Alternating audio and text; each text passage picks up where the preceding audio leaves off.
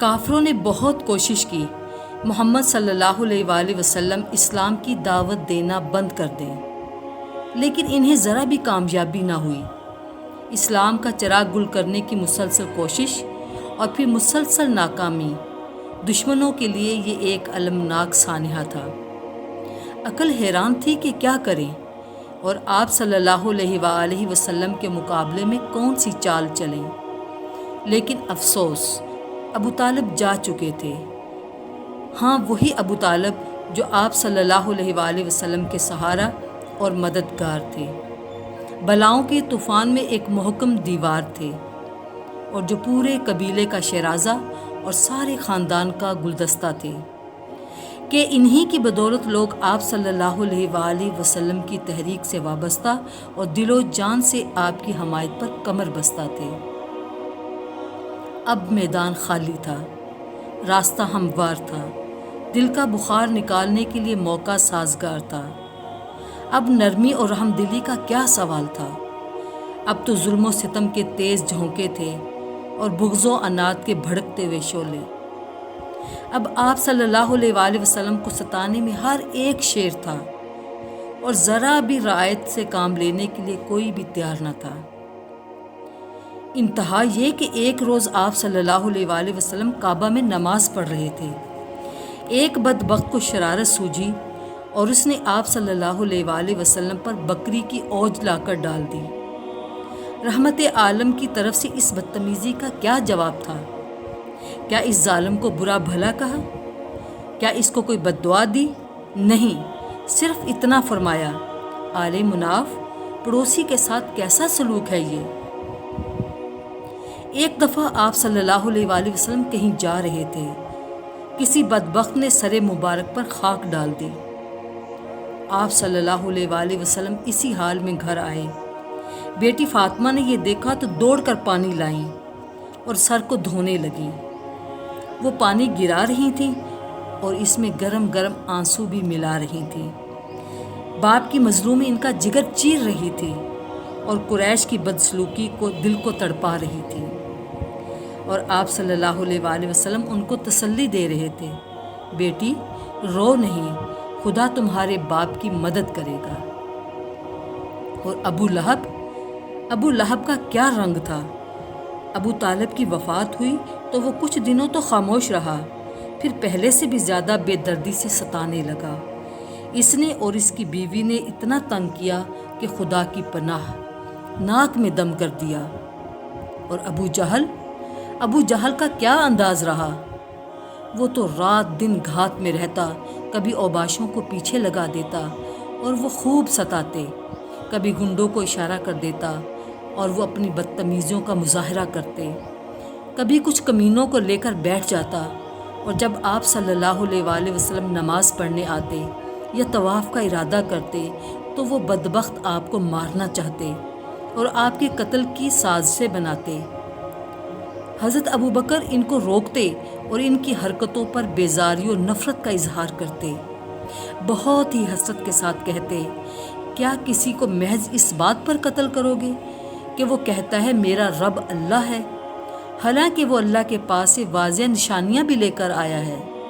نتیجے میں ابو بکر بھی ان کی اذیتوں سے نہ بچ پاتے، سب چاروں طرف سے ٹوٹ پڑتے اور بے تحاشا مارتے، اتنا مارتے کہ آئندہ ہونٹ ہلانے کی جرت بھی نہ کریں اور وہ اپنی ناپاک حرکتوں کو پوری آزادی سے انجام دے سکیں۔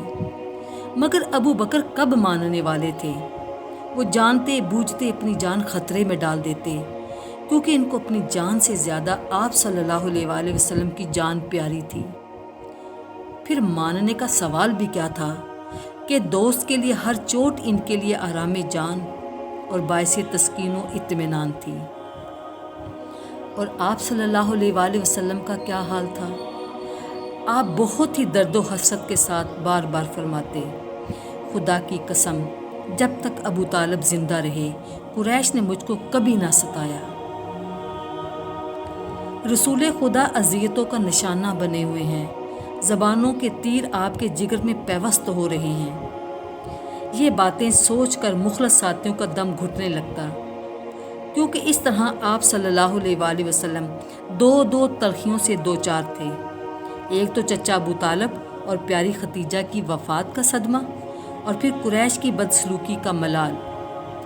لیکن مکہ میں مسلمان تو بہت تھوڑے تھے، بس گنتی کے چند، اور مقابلے میں دشمنوں کا ایک سمندر تھا، ٹھاٹے مارتا سمندر۔ بھلا ایسے میں وہ بیچارے کر ہی کیا سکتے تھے کہ وہ تو بالکل بے بس تھے۔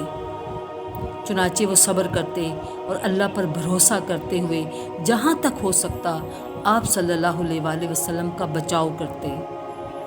اور مسلمان عورتیں، وہ بھی آپ صلی اللہ علیہ وآلہ وسلم پر بلاؤں کی یلغار دیکھتی تو بہت رنجیدہ ہوتی اور کلیجہ مسوس کے رہ جاتی۔ چنانچہ ایک دن حضرت خولہ خدمت اقدس میں حاضر ہوئیں۔ یہ حکیم کی بیٹی بولی، کیوں نہیں آپ صلی اللہ علیہ وآلہ وسلم شادی کر لیتے؟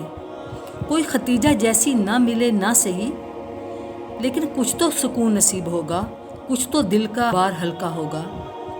پیارے نبی صلی اللہ علیہ وآلہ وسلم نے فرمایا، حکیم کی بیٹی کس کی طرف اشارہ ہے؟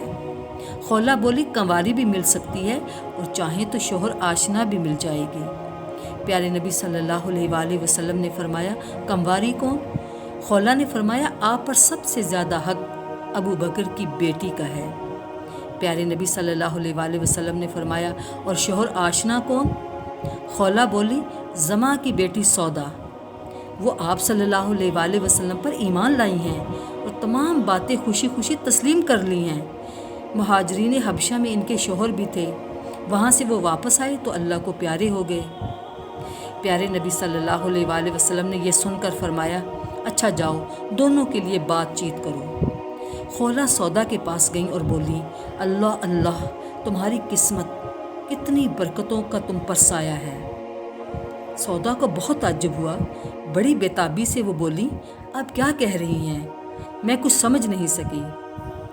خولہ بولی، رسول خدا تم سے شادی کرنا چاہتے ہیں، اسی کے لیے بات چیت کرنے آئی ہوں۔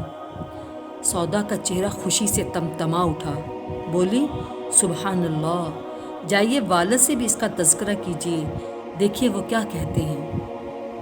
خولہ سودا کے والد کے پاس گئیں اور ان کو یہ مبارک خبر سنائی۔ والد نے یہ خبر سنی تو بے اختیار ان کی زبان سے نکلا، اس جوڑے کا کیا کہنا۔ پھر خولہ ام رومان کے یہاں گئیں، جو عائشہ کی والدہ اور ابو بکر کی بیوی تھی۔ وہاں پہنچتے ہی وہ بولی، زہے نصیب، یہ برکتوں اور رحمتوں کی بارش، رسول خدا عائشہ سے شادی کرنا چاہتے ہیں۔ ام رومان نے کہا، واہ واہ، کتنی مبارک تقریب ہوگی یہ، ذرا ٹھہرو، ابو بکر بھی آ جائیں۔ پھر کچھ ہی دیر میں ابو بکر بھی آ گئے اور انہوں نے بڑی خوشی خوشی اس برکت کا خیر مقدم کیا۔ اس طرح حضرت خولہ نے آپ کی شادی سودا اور عائشہ سے کرا دی۔ شادی سے ساتھیوں کا تعلق آپ صلی اللہ علیہ وآلہ وسلم سے اور زیادہ استوار ہو گیا۔ دونوں نکاح ہو گئے۔ سودا رخصت ہو کر آپ کے گھر چلی آئیں، مگر عائشہ ابھی چھوٹی تھیں، اس لیے چند سال بعد رخصت ہوئیں۔ مشرکوں کی زیادتیاں پورے شباب پر تھیں، کیونکہ ابو طالب کی وفات ہوئی تو قریش نے عہد کیا تھا، محمد کو ہم اس وقت تک ستاتے رہیں گے جب تک وہ دعوت دین سے باز نہ آ جائیں، یا ہماری تلواریں ان کے خون سے رنگ نہ جائیں، اور ساتھیوں کا بھی ناک میں دم کیے رہیں گے جب تک وہ اسلام سے بیزار نہ ہو جائیں اور پھر آبائی دین کو نہ اپنا لیں۔ نبوت کا 10واں سال اور جمادی الاخری یا شوال کا مہینہ تھا۔ محمد صلی اللہ علیہ وآلہ وسلم جب ان کی سختیوں سے تنگ آ گئے اور صبر کا پیمانہ لبریز ہو گیا تو آپ صلی اللہ علیہ وآلہ وسلم طائف کو روانہ ہو گئے۔ اس وقت آپ انتہائی بے چین تھے، اور پھر اس بے چینی میں تنہائی، مت پوچھو دل پہ کیا بیتی ہوگی، اور پھر گئے بھی ایسا کہ سب بے خبر تھے۔ وہاں آپ صلی اللہ علیہ وآلہ وسلم کیوں گئے تھے؟ صرف اس لیے کہ شاید وہاں والے مدد کریں اور آپ صلی اللہ علیہ وآلہ وسلم اطمینان کا سانس لے سکیں۔ لیکن آپ صلی اللہ علیہ وآلہ وسلم وہاں پہنچے تو معاملہ برعکس تھا۔ مدد کرنا تو درکنار، انہوں نے اپنے یہاں آپ صلی اللہ علیہ وآلہ وسلم کو ٹھہرانا بھی گوارا نہ کیا، پوری ہٹ درمی سے نبوت کا انکار کر دیا۔ آپ صلی اللہ علیہ وآلہ وسلم کی دعوت کو جھٹلا دیا اور بڑی بے شرمی سے آپ کی طرف سے رخ پھیر لیا، کیونکہ ان کو بھی قریش کی طرح دین اسلام سے خطرہ تھا۔ طائف کی آب و ہوا اچھی تھی، وہاں کی سرزمین بالکل باغ ارم تھی، انگور اور دوسرے پھلوں کی پیداوار بے انتہا تھی، اس لیے اشراف قریش گرمیاں وہیں گزارتے۔ پھر عرب کا مشہور بت لات بھی وہیں تھا، جو کعبہ ہی کی طرح زیارت گاہ خاص و عام تھا۔ ان خصوصیات کی وجہ سے طائف بھی عرب کی بہت خاص اور متبرک بستی تھی۔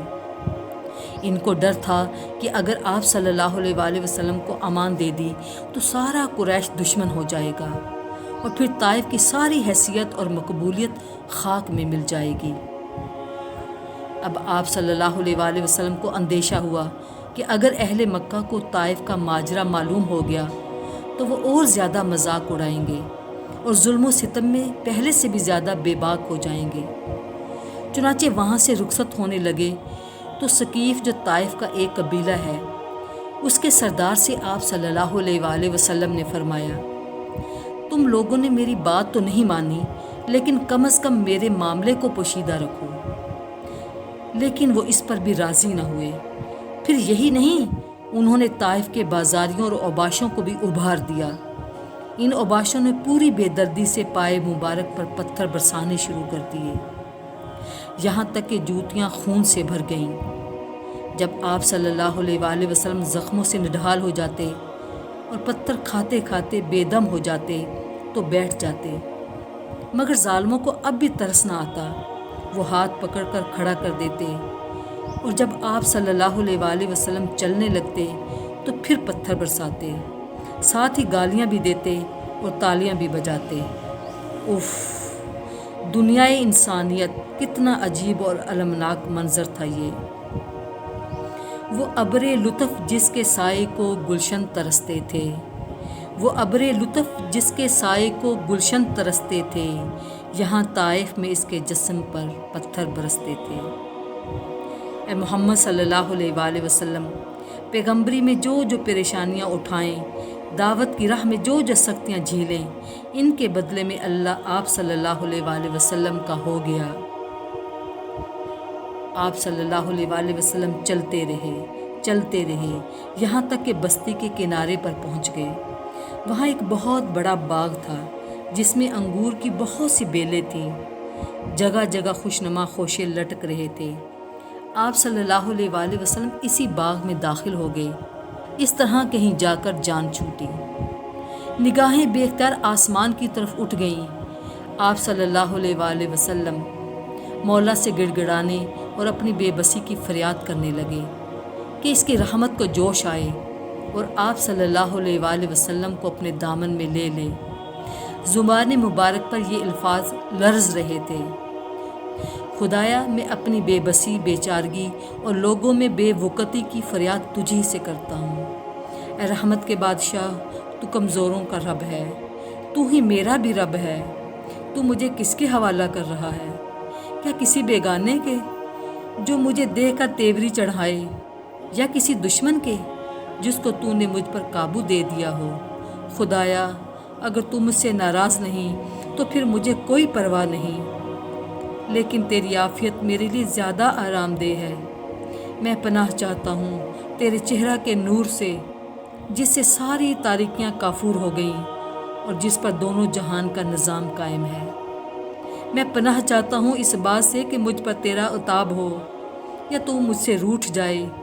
جب تک تو خوش نہ ہو جائے تجھے منائے جانا ناگزیر ہے۔